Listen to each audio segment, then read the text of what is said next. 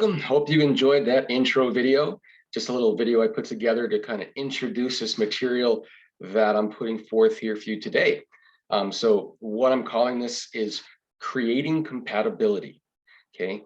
And it can be used for business, personal relationships, whatever kinds of group dynamics that we might experience.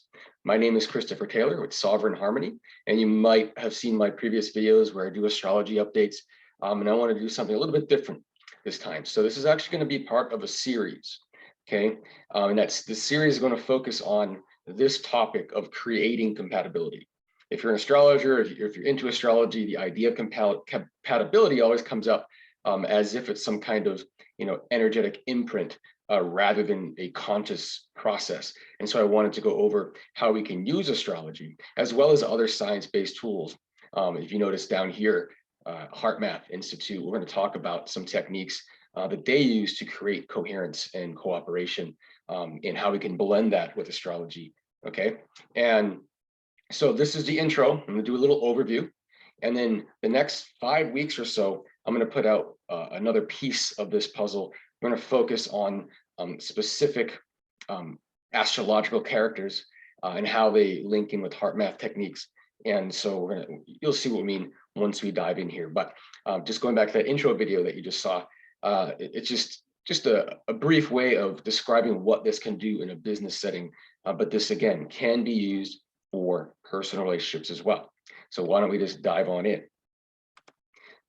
Here's a nice little quote, 99% of us are good-hearted people, respect others, and want peace. And then there's the 1% that create the divide and conquer, situation where we're split into tribes and turned against each other, rather than joining each other and in conscious cooperation to eliminate the effects of the 1%, essentially, which is what we have the capacity to do, which we'll talk about in a minute here. But we'll see how these tools kind of help us address this a little bit further. So just, have we ever felt powerless, in creating, experiencing peace when the rest of the team or the family that's around us is in a state of discord? You can see, like, if you've ever been, this guy here, where, you just want to have peace, you just want to get things moving. And, what is causing this unconscious disagreement here, okay? And disagreement is not a bad thing. We're going to talk about that too, okay? What if we could accept disagreement, right? What if we could just accept that disagreement is okay and neutralize the charge associated with it, so that we can create that state of peace that we want for ourselves in any situation. And what if we had the power to extend our peace? So if we can create it within us, sovereignly speaking, we can create that harmony within us. How do we extend that peace to others? And we have the power to do that. So how do we create that peace and optimize enjoyment and productivity in the case of business, right? It would just be more like cooperation in a family or personal setting. And we can identify unconscious tendencies and situations like communication, values, motivation, emotional reactivity. And this is where astrology is going to come in. So we can use the unconscious information that we're getting from astrology to assess the differences between us that might cause disagreement and discord, and how we can become more conscious of that, obviously. And if we do this in a lighthearted manner, which is what, and address these differences, which is what the next 5 videos will do, is just kind of lightheartedly discuss the differences between people, okay, astrologically speaking. And then the science-based tools, the HeartMath, to increase the personal resilience and optimize cooperation, okay? This is one of my favorite quotes from Carl Jung. It's on my website, it's on my business card, and it's really what I feel the most powerful aspect of astrology is uncovering the unconscious. And so this, like this says, until you make that unconscious conscious, it will direct your life and you will call it fate. So astrology gets this reputation for being this tool where you're going to look at someone's chart and figure out what their fate is, or, as if they don't have a choice. And that's not true. But if you're operating unconsciously, it may be true that there's, a fate that you can see in there. The more conscious we become, the less predictable we become, essentially. Okay. And if you are, like I said, if you are an astrologer, or if you're into astrology, the word compatible comes up a lot, right?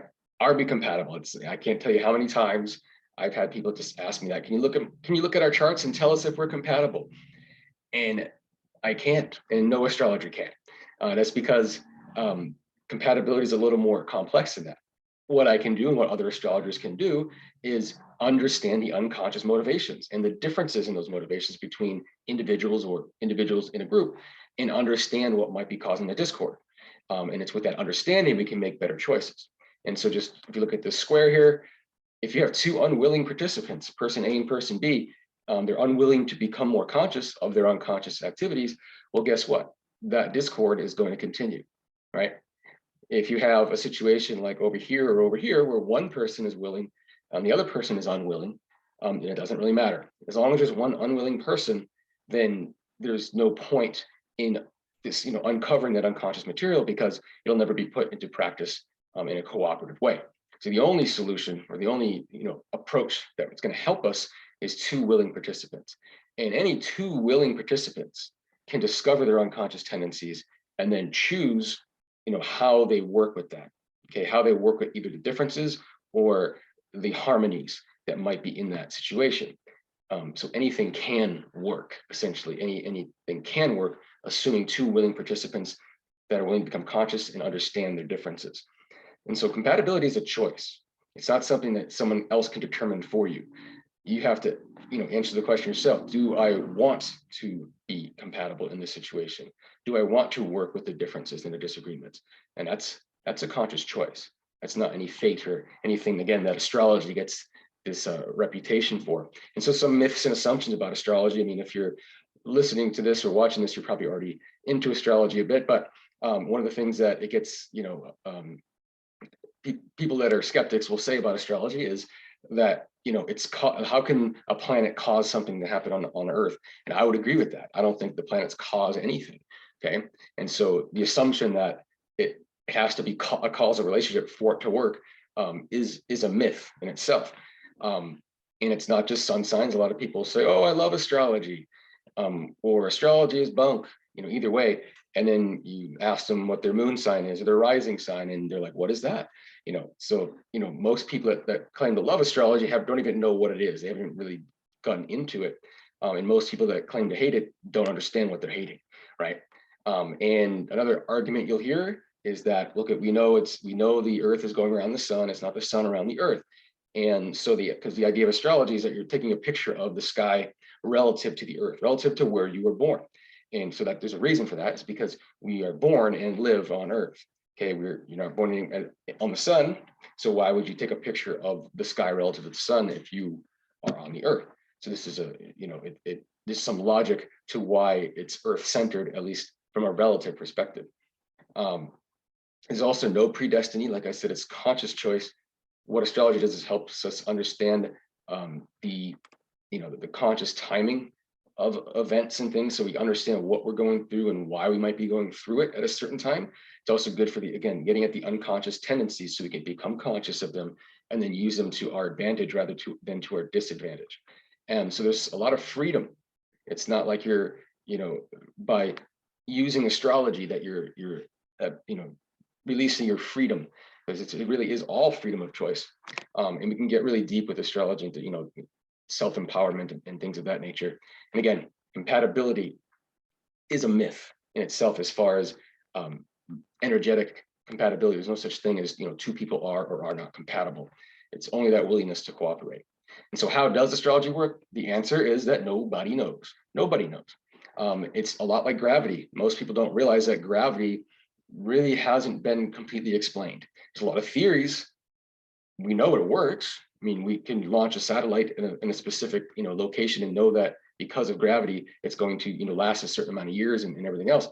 So we know that it works. We don't necessarily know how. We don't have to.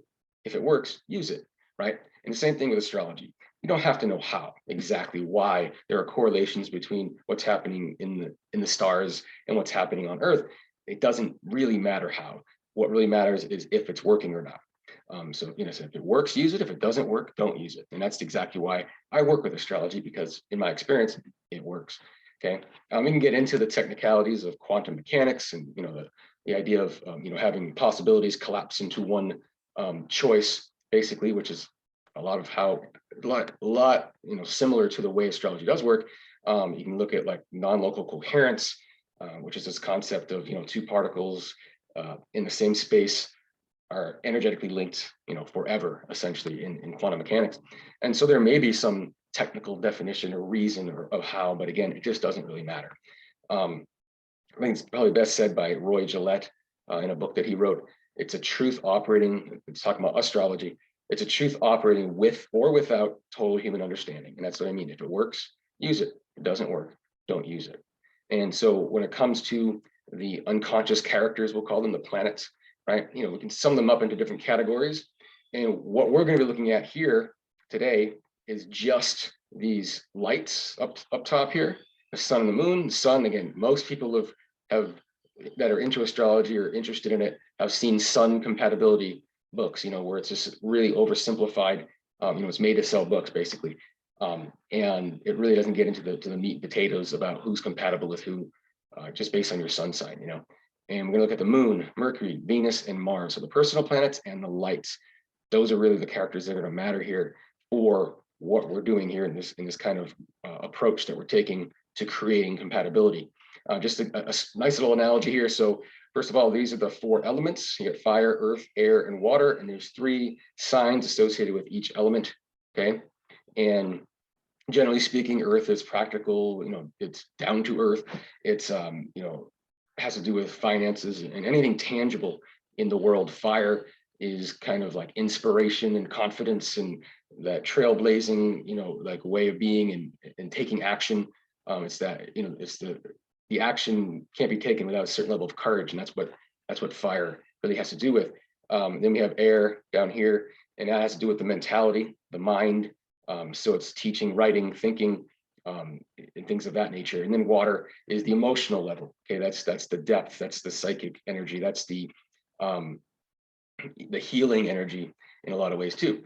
And it's really interesting that the 4 characters of the Wizard of Oz really represent, or you know, the things that they think they're missing all relate to one of these elements. We can start with Dorothy. There's no place like home. What does she think she doesn't have? She feels like she's missing earth energy, right? She wants that home. She wants that solid base to be, you know, put her feet on the ground essentially. You know, she meets the scarecrow first. What does he think he's lacking? Air energy, right? The mental, the brain. I don't have a brain. I only had a brain, right?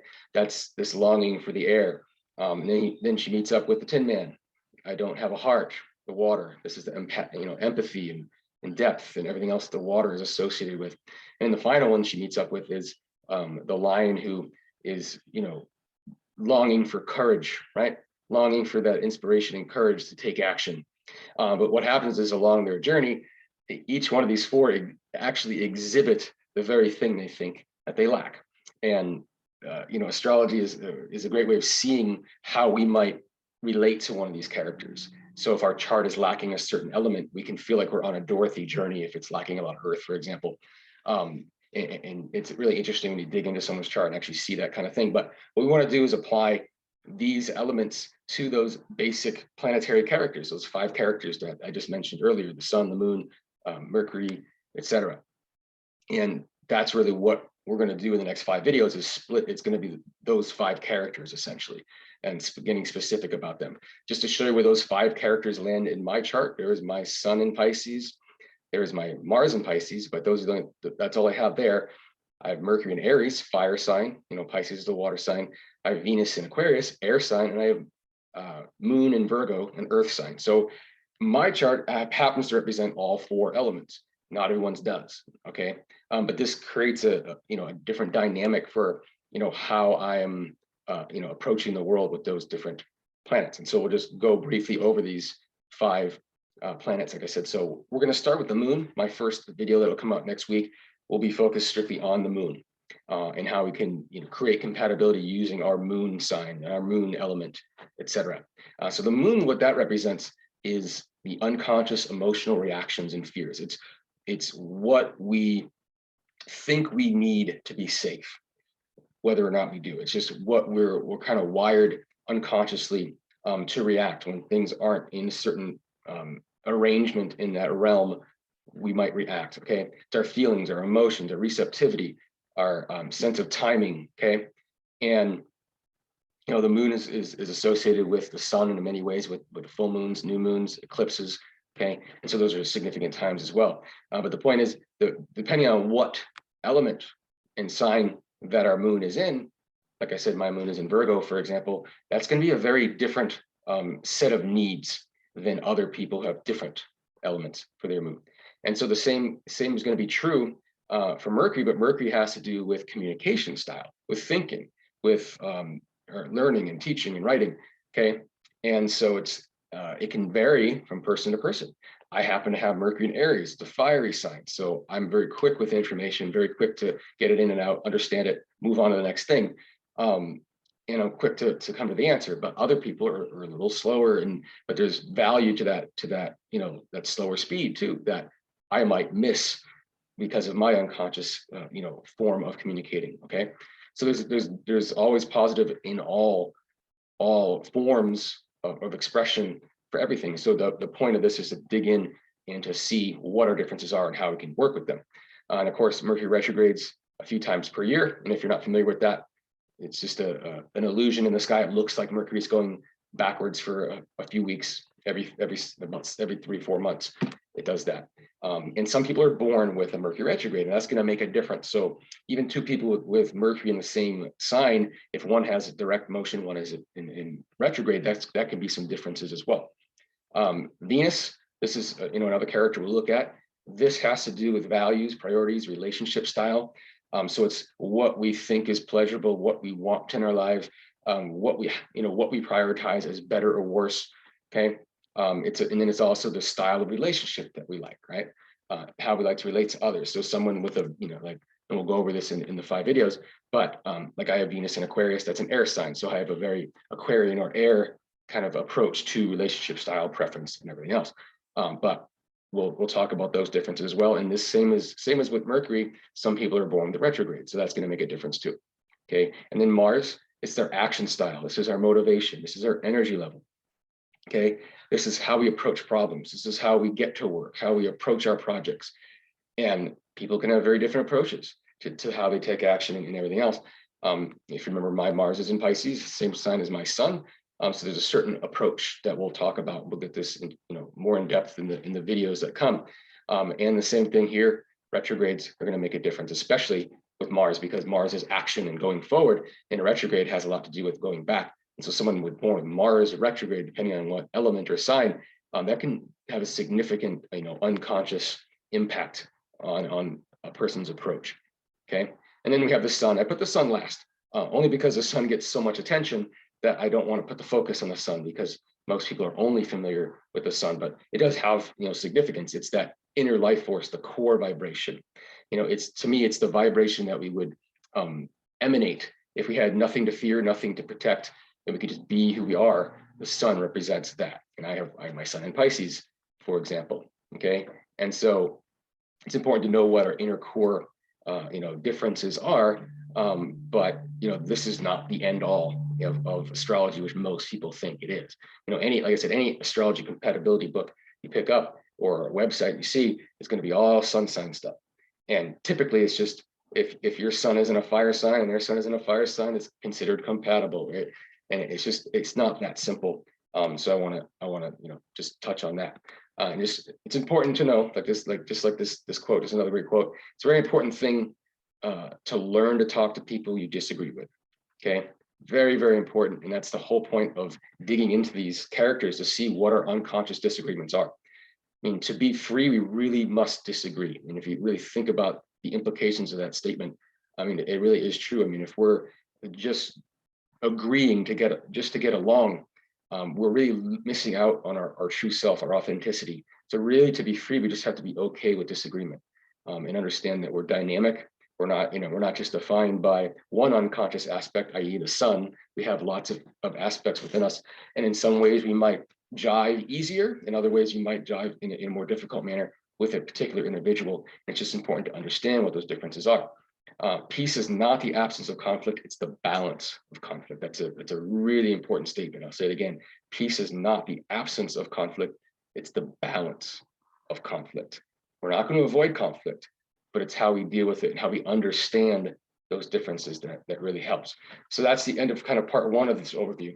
Part 2 here has more to do with the science-based methods, the HeartMath. Okay, So I won't go too deep into HeartMath, but just to get you, on this page, this is a program that was developed in Northern California. It's been around a couple decades now, for the most part, and it's really science-based tools, literally measuring heart rate variability and other indicators to measure what's known as resilience, or that resistance to stress, essentially. Okay, and so it's been used by hospitals, businesses, police, fire, schools, professional athletes, Olympic teams, military, special forces. And like I said, this, just like the astrology, it can be used for any kind of group dynamic, from a family to a business to whatever it is. Okay. And so I just feel like the heart math and the astrology really blend pretty well. One is digging in to find the unconscious aspects. The other is using actual techniques to process through those conflicts and those disagreements. Okay. And, it's been lots of publications. This is not woo-woo stuff. This is very science-based. Okay. And that also really helps, the perception of astrology is that's not scientific, et cetera. To me, it's logical, but again, it operates with or without human understanding, so it's not necessarily scientific. Okay, but it can be useful.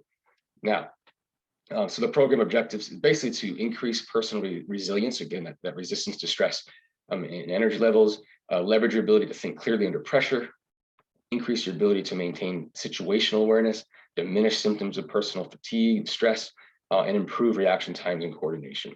And so this concept of resilience is a lot like that quote where, we're not avoiding conflict, we're learning how to balance it. It's not the absence of conflict that creates peace. It's the finding a way to balance it. And so resilience is really understanding that we're not going to avoid stress, but we can learn how to face it. We can be more resilient in the face of stress. We're always going to be stressed. There's always going to be conflict. If you understand the conflicts and accept, and consciously balance them, and we're more resilient to the stress, that's what's going to help us go further. Okay, so just some of the little bit of technicalities of this idea of coherence and functioning. So you can think of coherence as an optimal state in which the heart and mind and emotions are aligned. It's physiologically, the immune, hormonal, and nervous systems all in a state of coordination.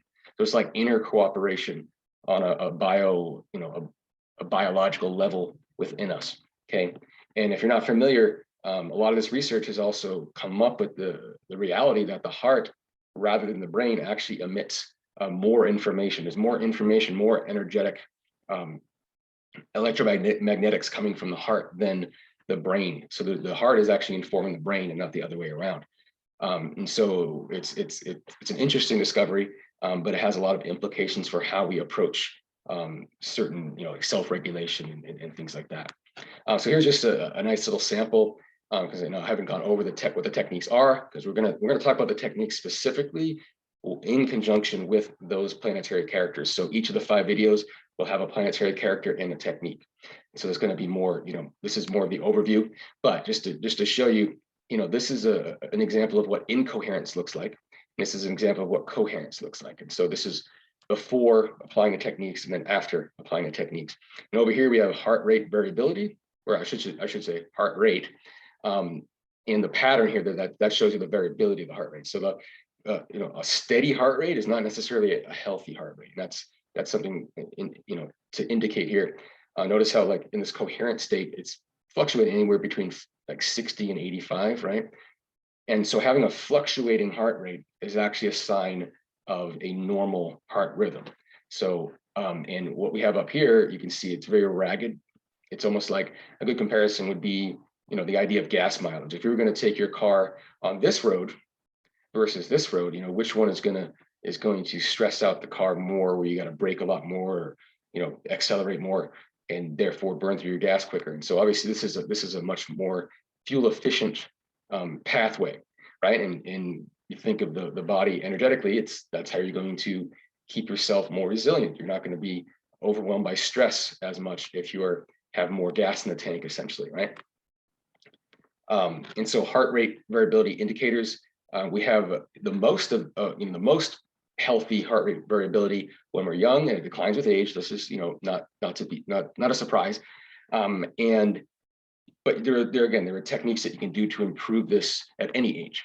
Okay, and the outcomes are, when we start practicing this and we get into the state of coherence, It's an enhanced ability to maintain composure during challenges. Again, so it's like we have more gas in the tank. We're more, able to cope with what's happening. It improves the family and social harmony. That's why this is really great for personal groups as well, not just business. It reduces fatigue and exhaustion, promotes the body's natural regenerative process. That's healing, essentially natural healing, improves coordination and reaction times, enhances the ability to think clearly, improves the ability to learn and achieve higher test scores, and increases access to our intuitive intelligence. Okay, and what's another interesting thing about heart rate variability is that it's very much influenced by solar activity. So if you're not familiar with solar cycles, it's roughly like an 11-year cycle, and there's other larger cycles on top of that, where the sun is more active and then less active, more active, less active. Okay, and what the studies have shown is that it's during those times of high solar activity that coherence is more difficult to maintain. And so it becomes even more important to practice these techniques because higher solar activity essentially has an effect on our electromagnetics in our bodies. And that makes a lot of sense. Okay, and then it's interesting that that's kind of talking almost like getting back to that myth in astrology where it has to be causal, right? The planetary bodies must be causing things. So there is some causalness, especially when you're talking about the sun. The sun is the center point of our solar system. It's going to have a significant effect on the planets within it. Okay, and the beings and creatures that are inhabiting those planets. Okay, so it's not a big surprise. But just on a side note, we are entering cycle 25, solar cycle 25, and it's going to peak around the mid 2020s, 2024, 2025.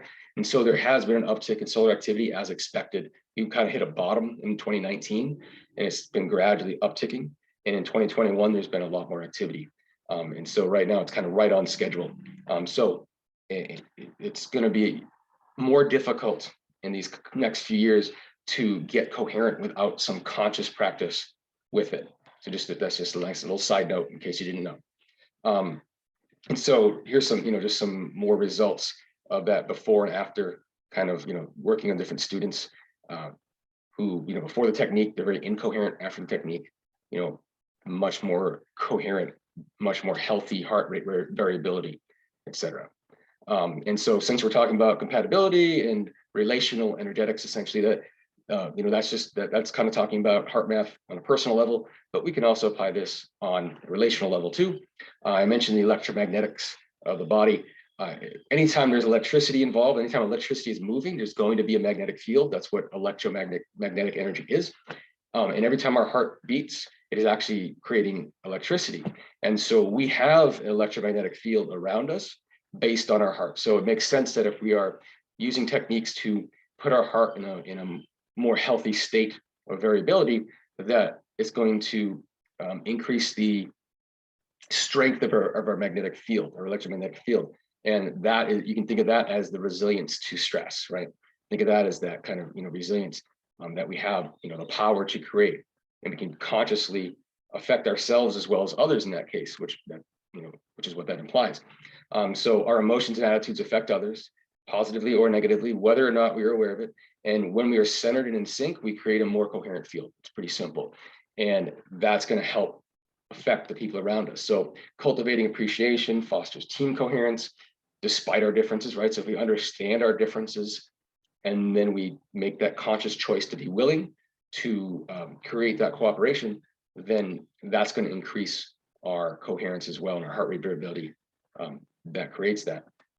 Here's just a sample of a study that was done. There was 10 groups of 4.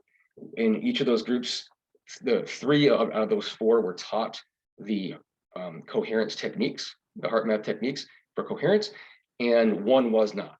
And so they would all just get into one room. And the idea was that the 3 that understood the process and were just kind of applying those techniques quietly were actually able to put the 4th person into coherence who never even learned how to do it. Okay, and that happened in all 10 cases. So I'm not sure exactly how long it took for that to happen, but the idea is that this person on the bottom here didn't know what the experiment was. They were just sitting in the room with people who were consciously putting themselves in a coherent state, and they were all hooked up with heart rate monitors. And so that's why we have the information that that's how it happened. So it's a very interesting I mean, kind of already knew that, kind of already know that intuitively. I think that when, the energy of the room is positive, that it's easier to feel positive, etc. So what it means, though, is now that we have that kind of scientific, output to kind of show us exactly that this is actually true, it's not just an intuitive sense. We now know we have the power to neutralize any charge associated with disagreement. This goes back to the idea, to be free, we must disagree. We'll never feel completely free in our authenticity if we're just trying to placate everyone by agreeing, okay? And this is most pertinent right now, in the now time, because we are, in this time of divide and conquer, right? Where, again, that 1%, or whatever we want to address it as, is trying to put us into tribes against each other, rather than us uniting and basically neutralizing. Because if 99% of the people are uniting in harmonious, it's going to be pretty easy to overwhelm the 1% that wants to make it discordant, which is what that experiment kind of showed us. So it's very important for us to consciously not only work with ourselves, in a state of sovereign harmony, but to discharge that energy associated with divide and conquer, and choose to come in more of a harmonious agreement with each other. Okay, but agreement to disagree, essentially, right? And so neurologists claim that every time you resist acting on your anger, you actually rewire your brain to be calmer and more loving. So again, any kind of political differences, or whatever the dividing lines are that are really, tuned up right now, it's important to know that, getting to that anger isn't going to do anything, and recognizing that, we're kind of being played, and joining forces is really the way out of this. Okay. And everyone's here to learn something different, and that's why everyone does things differently. That's why we all have a different combination of unconscious aspects to ourselves that astrology can help us understand. And by making the choice to accept those differences, we can then, create more joy and productivity and cooperation. And this is just some quotes out of a book that had to do with actively working with businesses and their teams and whatnot, to produce more cooperation and joy. And it says, employees who felt they worked in a loving, caring culture reported higher levels of satisfaction and teamwork. They showed up to work more often. Our research also demonstrated that this type of culture related directly to client outcomes, including improved patient mood, quality of life, satisfaction. And another one here, people who worked in a culture where they felt free to express affection, tenderness, caring, and compassion for one another were more satisfied with their jobs, committed to the organization, and accountable for their performance. So it really just helps create a better atmosphere. And then, going back to this point where it starts with ourselves, and, ending the wars between us begins with ending the wars within us, right? So if we understand our unconscious aspects, and this is where, again, astrology is a very, very potent tool to understanding what our conflicts and disagreements are on an internal level. When we understand that, we neutralize that, that's going to make it much more easy to create harmony in the world between us, okay? And so you can think of the collective energetics of war. It's really just starts from the individual not making the unconscious conscious, essentially, right? That choice to not be a willing participant in making the unconscious conscious leads to this outer discord, this codependent discord, which would be essentially the opposite phrase of sovereign harmony, right? Codependent discord, sovereign harmony. Which one sounds better? And so this is just like a nice little summary slide of, like I said, we're gonna do 5 different videos, the 5 unconscious characters, and notice there's 5 specific techniques in HeartMath, and it's just really interesting to me. Like I really made the connection right away when I first saw it. Again, that's that Mercury and Aries, right? Very quick to connect things. Okay, is that they had different techniques that really relate to those 5 characters. I couldn't believe it. In fact, I thought I was like, I'm not like trying to fit a square peg into a round hole here. This really does when we get into this. And so you'll have to tune in to my coming videos here the next few weeks. We'll go over, first we'll go over the moon, and we'll dive into the freeze frame technique, okay, and how that relates very much to, it's about stopping energy drains and things associated with the moon and our emotions, etc. And then there's a coherent communication technique that's very much related to what Mercury is about, communication and information, right? And then we have a heart lock-in technique. Venus has a lot to do with what we want, what we prefer. It's our heart level energy. And so that really links up with that. And then there's a quick coherence technique. This is another technique we'll go over, and that's very associated with Mars, the planet of action. Okay, quick action really makes sense. And then, like I said, the sun has to do with the kind of inner self, the true inner self underneath it all. And we have this inner ease technique. I mean, it's almost like they were when they named these, and when they developed these, they were looking at astrology for some reason. I don't know. I doubt that's what happened, but I don't think it's a coincidence that these line up. But anyway, we will do all 5 of these essentially coming up in the next video specifically. And that's where it's going to get and that's where it gets fun. That's where it gets that lighthearted atmosphere.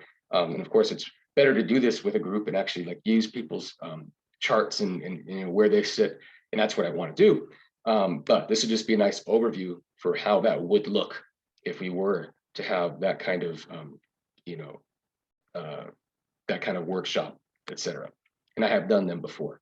I like to do more. So take the best, leave the rest. Thank you for coming here for this overview. And hear everyone, follow no one. That's kind of like, those are 2 mantras I like the most.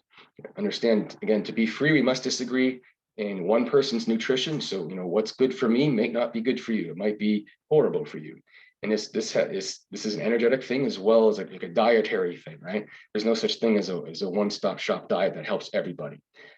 There's a diet that will help you, but it's understanding is like finding the one for you. But in this case, we're not talking about diet, we're talking about energy. Okay, so that's it for the overview. Again, thanks for coming. It's Christopher Taylor with Sovereign Harmony. You can contact me through my website. You can also find me on Facebook. So just go to Sovereign Harmony Astrology on Facebook, also Sovereign Harmony Astrology on Telegram. And obviously, if you're on this channel, make sure you like, subscribe, and share this with anyone that you think would love it. And if you subscribe, you click that bell, then you're going to get the updates. When I send the videos coming up these few weeks, you'll get the update videos without having to come back to my channel to see what I posted.